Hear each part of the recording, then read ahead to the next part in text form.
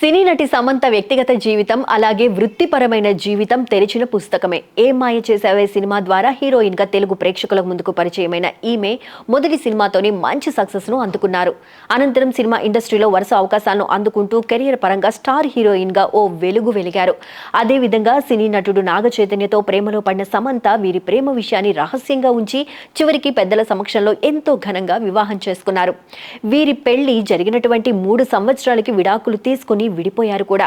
దాదాపు 7 సంవత్సరాల పాటు ప్రేమలో ఉన్న ఈ జంట 3 ముళ్ళు పడిన తరువాత 3 ఏళ్లకే తమ వైవాహిక జీవితానికి స్వస్తి పలికారు.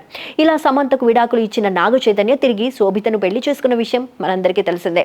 ప్రస్తుతం ఒంటరిగా ఉన్న సమంత గత కొంతకాలంగా డైరెక్టర్ రాజ్ తో ప్రేమలో ఉన్నారంటూ వార్తలు వస్తున్నాయి. కానీ ఈ వార్తలను ఆమె ఖండించలేదు. ఇటీవల కాలంలో సమంత ఎక్కడికి వెళ్లినా డైరెక్టర్ రాజ్ తో కనిపిస్తున్న నేపథ్యంలో వీరిద్దరి రిలేషన్ గురించి వార్తలు మరింతగా బలపడ్డాయి. అయితే ప్రస్తుతం అమెరికా పర్యటనలో వీరిద్దరూ చాలా క్లోజ్ గా కనిపించారు.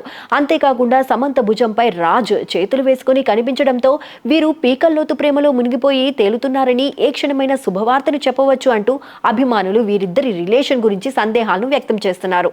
అయితే డైరెక్టర్ రాజ్ ఇదివరకే పెళ్లి చేసుకుని తన భార్యకు విడాకులు ఇచ్చారని కూడా తెలుస్తోంది.